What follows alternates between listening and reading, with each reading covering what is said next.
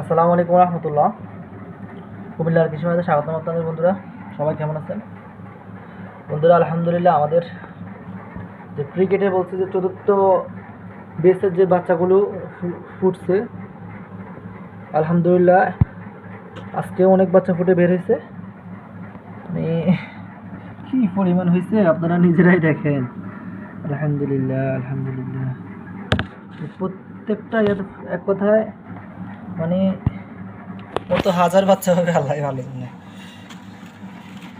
মাশাআল্লাহ মাশাআল্লাহ, আসলে এরকম জিনিস দেখতে ভালো লাগে। আল্লাহ দেখেন আপনারা,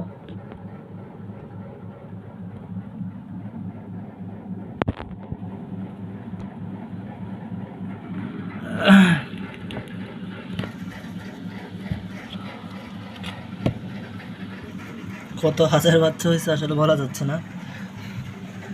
মাশাআল্লাহ, সম্পূর্ণ প্রত্যেকটা ইয়াতে বাচ্চা আছে।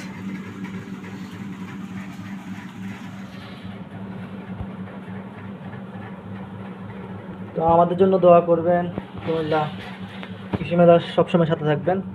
এবং আমি আপনাদের আবারও বলতেছি, ইনশাল্লাহ আমরা নতুন কিছু নিয়ে আসবো। যেমন ক্রিকেটটাও কিন্তু নতুন, হ্যাঁ হয়তো অনেকে করতেছে, তবে বিটলের মতো যত ফার্ম আপনার বাংলাদেশে আছে ক্রিকেটের কিন্তু নাই। সুতরাং একটা সম্ভাবনা আছে এটা, ইনশাল্লাহ দেখি আল্লাহ পাক কী করে। আমি অবশ্যই আপনাদের সবসময় আপডেট জানাবো।